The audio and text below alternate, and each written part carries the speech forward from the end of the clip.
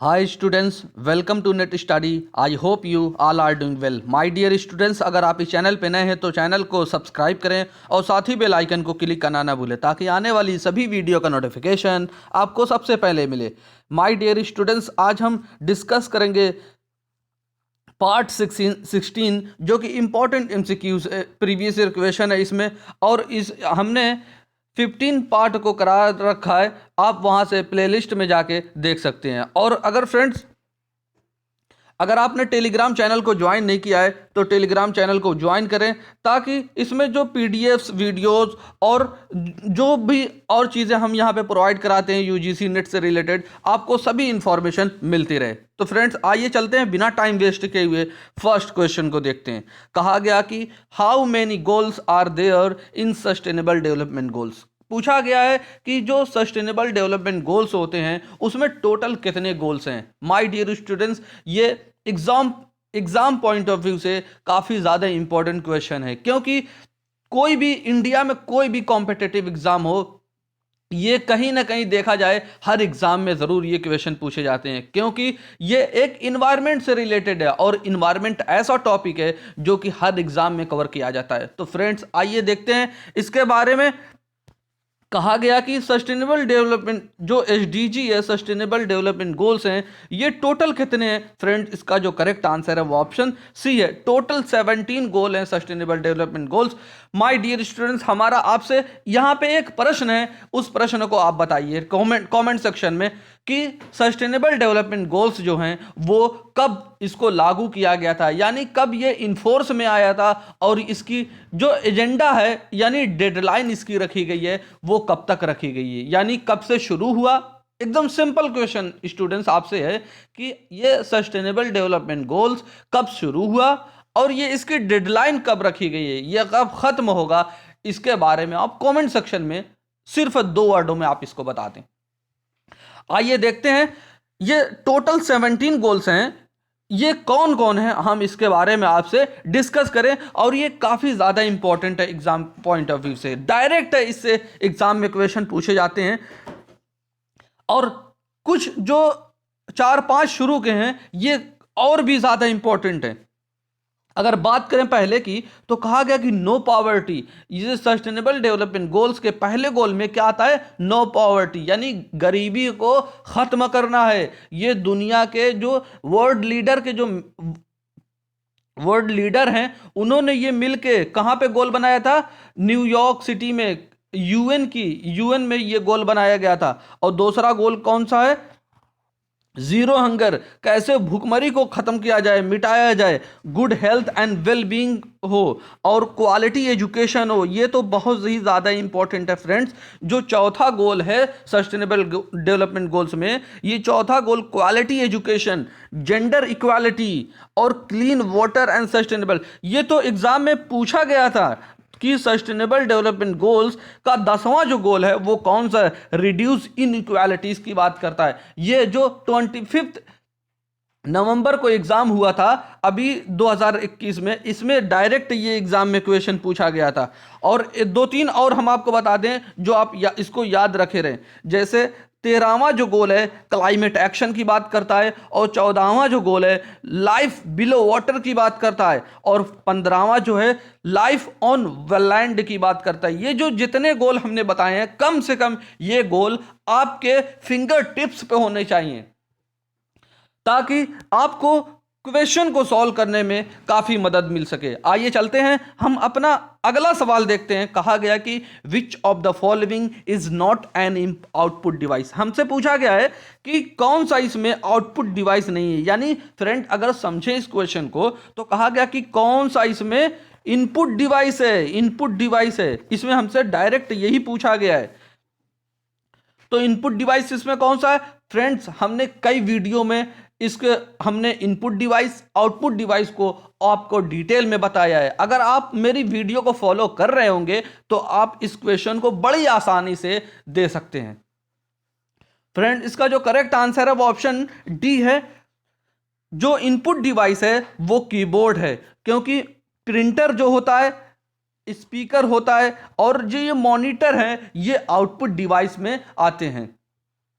हमने input device output device को बड़े अच्छे तरीके से आपको समझाया था। आइए एक बार और फिर देखते हैं कि इनपुट और आउटपुट डिवाइस होती क्या है। फ्रेंड्स, इस सीरीज ये जो हम चला रहे हैं आप इसको फॉलो करते रहिए और आपको बुक उठाने की जरूरत नहीं पड़ेगी। इतना हम आपको रिवीजन करा देंगे PYQs के थ्रू कि आपको एक प्रैक्टिस हो जाएगी और जब आप एग्जाम में बैठेंगे तो आप क्वेश्चन को डायरेक्ट उसको सॉल्व कर पाएंगे। आइए इस इनपुट डिवाइस आउटपुट डिवाइस कौन कौन सी होती है देखते हैं। कहा गया कि इनपुट डिवाइस कीबोर्ड है, mouse, joystick, scanner, web camera, microphone, ये सारी जो चीजें हैं इनपुट डिवाइस हैं। इनपुट डिवाइस का मतलब होता है जब हम कंप्यूटर में कोई चीज फीड करते हैं, कंप्यूटर में जब कोई चीज डालते हैं तो उसको हम इनपुट डिवाइस करते हैं। अब किस किस चीज के थ्रू डाला जाता है कंप्यूटर में, जैसे कीबोर्ड होता है, कीबोर्ड से हम टाइप करते हैं तो वो कंप्यूटर में फीड होता रहता है वो वर्ड। माउस होता है, माउस के थ्रू हम क्या करते हैं, जो कंप्यूटर पूरा सिस्टम होता है उसको कंट्रोल करते हैं। और जॉयस्टिक हो गया, ये भी एक वीडियो गेम होता है, जो ये वीडियो गेम का एक कंट्रोलर होता है, ये भी एक इनपुट डिवाइस है क्योंकि हम जो है कंट्रोल पूरा किए रहते हैं। स्कैनर की बात करें और वेब कैमरा की बात करें, माइक्रोफोन, ये जो सारी चीजें हैं इनपुट डिवाइस में आ जाती हैं। आउटपुट डिवाइस की क्या बात करें, आउटपुट डिवाइस हमने भी कल भी बताया था आपको कि आउटपुट मतलब होता है कुछ हमें मिलना, कुछ मिलना किसके थ्रू, जैसे मॉनिटर होता है। अब कहेंगे आप कि मॉनिटर के थ्रू यहाँ पे क्या मिलता है, मॉनिटर के थ्रू माय डियर स्टूडेंट्स यहाँ पे जब आप मॉनिटर के सामने बैठे होते हैं तो आप टेक्स्ट के फॉर्म में कुछ देखते हैं डिस्प्ले पर, जैसे टेक्स्ट के फॉर्म में हो गया या विजुअल यानी पिक्टोरियल के फॉर्म में हो गया, तो वो आपको क्या दे रहा है, आपकी आंखों के सामने एक कुछ आउटपुट दे रहा है। प्रिंटर से क्या होता है, आप फोटोकॉपी वगैरह प्राप्त करते हैं उससे, और क्या स्पीकर से क्या होता है, क्या आवाज उससे निकल के आती है, साउंड हमें सुनाई देता है। ये सारी क्या चीजें हैं, आउटपुट निकल के आ रही है। हेडफोन हो गया, प्रोजेक्टर हो गया, ये सारी चीजें हैं output device. I hope input और आउटपुट डिवाइस क्या होती है आप इसको बहुत अच्छी तरीके से समझ गए होंगे। आइए देखते हैं हम अगला सवाल। कहा गया कि विच while delivering lecture if there is some disturbance in the class a teacher should, एक जो टीचर होता है अगर क्लास में बहुत ज़्यादा डिस्टरबेंस हो जाए तो एक टीचर को क्या करना चाहिए, हमसे पूछा गया है कि वो लेक्चर दे रहा है क्लास में और कुछ बच्चे ऐसे हैं जो शोर शराबा कर रहे हैं, तो टीचर को क्या करना चाहिए, हमसे ये पूछा गया है। ऑप्शन ए में दिया गया है कि keep quiet for a while and then continue, कि टीचर वहां पे चुप हो जाए एक समय के लिए फिर उसके बाद वो अपना लेक्चर शुरू करे। क्या ये ऑप्शन ए सही है, या ऑप्शन बी को देखें कि जो बच्चे शोर कर रहे हैं उनको वो सजा दे, उनको पनिश करे और कॉजिंग डिस्टरबेंस, जो भी वो वहां पे शोर शराबा का डिस्टरबेंस की वजह बन रहे हैं उनको वो पनिश करे। ये ऑप्शन सी में दिया गया है, मोटिवेट करे उन लोगों को जो वजहें बन रहे हैं, जो जरिया बन रहे हैं डिस्टरबेंस का, उसको वो मोटिवेट करे। या फिर ऑप्शन डी में कहा गया है कि not bother of what is happening in the class, कि वो ध्यान ही ना दे किसी बात का कि क्लास में क्या चल रहा है क्या नहीं चल रहा है। तो फ्रेंड ऑप्शन अगर डी को देखें तो ये तो बिल्कुल गलत हो गया, ये तो हम नहीं कर सकते ना। आप खुद अपने एंड पे सोचिए कि अब अगर आप एक टीचर हैं और क्लास में लेक्चर डिलीवर कर रहे हैं तो आप क्या सोचेंगे कि क्लास में बहुत सारे बच्चे वो डिस्टरबेंस करें तो आप लेक्चर दे पाएंगे, नहीं दे पाएंगे। तो इस वजह से हमारा डी ऑप्शन ही इनकरेक्ट हो जाता है। और अगर ए की बात करें तो keep quiet for while and continue, क्या वो चुप हो जाए, अगर चुप हो जाएगा एक टीचर क्लास में तो फिर वहां पे उसका मतलब ब्रेक डाउन हो जाएगा, फिर वो लेक्चर को अच्छे तरीके से नहीं दे पाएगा, उसमें कंटिन्यूटी जब बनी रहेगी तो वो लेक्चर को अच्छे तरीके से दे पाएगा। अगर ऑप्शन बी की बात करें कि पनिश करना ये अच्छा तरीका नहीं है कि क्लास टीचर को ये नहीं होना चाहिए कि वो लोगों को पनिश करे। हाँ ये ठीक है पनिश करना, लेकिन वो उतना बेहतर नहीं है जितना ऑप्शन सी में दिया गया है कि उन स्टूडेंट को मोटिवेट करे। अगर पनिश करेगा तो एक नेगेटिव रिलेशन बनेगा टीचर और स्टूडेंट के बीच में, लेकिन अगर वो मोटिवेट करेगा, उनको बढ़ावा देगा, उनको किस तरीके का बढ़ावा देगा कि आप पढ़िए, आप यहाँ पढ़ने के लिए आए हैं, तो जब उनको मोटिवेट करेगा तो ये एक पॉजिटिव जो है रिलेशन उनके बीच में डेवलप होगा।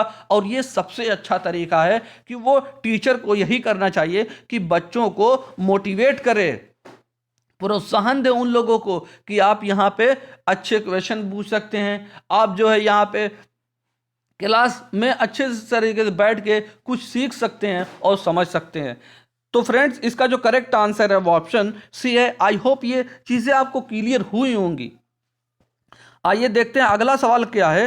कहा गया कि इन क्लासरूम, ये भी एक क्लासरूम से क्वेश्चन पूछा गया है कि द टीचर्स, जो टीचर्स होते हैं वो सेंस करते हैं क्या मैसेज को वर्ड के फॉर्म में या इमेज के फॉर्म में, तो स्टूडेंट्स इसको किस तरीके से फील करते हैं।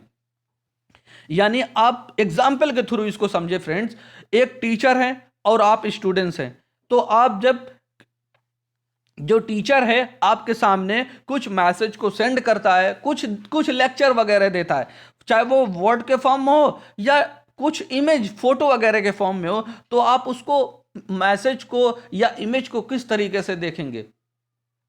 इसमें हमसे यही पूछा गया है। ऑप्शन ए में दिया गया है इनकोडर के फॉर्म में, या option B decoder, option C propagator, option D agitator. Friends, इसका जो करेक्ट आंसर है वो ऑप्शन डी है, ऑप्शन बी है। डीकोडर जो होते हैं ये स्टूडेंट्स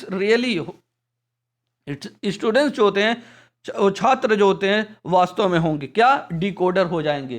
क्योंकि इनकोडर और डिकोडर क्या होता है, टीचर जो होता है वो इनकोडर होता है। जब हम किसी फॉर्म को, किसी वर्ड्स को अपने तरीके से जो है उसको बनाते हैं तो वो इनकोड हम करते रहते हैं। और जो स्टूडेंट्स होते हैं, सीखने वाले जो होते हैं, वो जब उसी मैसेज को, यानी इसी मैसेज को जब वो स्टूडेंट्स के पास ये मैसेज जाता है तो ये डिकोड करता है अपने तरीके से, यानी जिस तरीके से मैसेज आया है उसी तरीके से, यानी उसी आइडिया में, उसी जिस तरीके से जैसा उसका मीनिंग निकल के आ रहा है उसी तरीके से वो अपने मतलब में डिकोड करता है, तो इसको डिकोडर बोलते हैं। यानी टीचर को इनकोडर बोला जाता है और स्टूडेंट को डिकोडर बोला जाता है। ये किस वजह से ऑप्शन बी सही है आप इसको समझ गए होंगे। आइए चलते हैं, देखते हैं अगला सवाल क्या है। कहा गया कि in which of the following research the researcher attempt to trace an effect. एक जो रिसर्चर होता है, एक खोज करने वाला जो होता है, वो कोशिश करता है कि कॉज एंड इफेक्ट जो रिलेशनशिप है उसको वो पता लगाए। तो इसमें किस मेथड में होता है। ऑप्शन ए में दिया गया है कि सर्वे रिसर्च, ऑप्शन बी में दिया गया है ex post facto research, option C में दिया गया है हिस्टोरिकल रिसर्च, ऑप्शन डी में दिया गया है समेटिव रिसर्च। फ्रेंड, इसका जो करेक्ट आंसर है वो ऑप्शन बी है। एक्स पोस्ट फैक्टो रिसर्च जो होता है, वो रिसर्चर जो होता है कोशिश करता है कि वो ट्रेस करे इफेक्ट को। आई होप ये सारी चीज़ें आपको क्लियर हुई होंगी। फ्रेंड्स, ये लेक्चर हम यहीं पे एंड करते हैं। हम मिलेंगे आपके साथ एक नई वीडियो में और नए क्वेश्चन के साथ। तब तक आप खुश रहिए और अपना ख्याल रखिए। Thank you for watching video. God bless you all.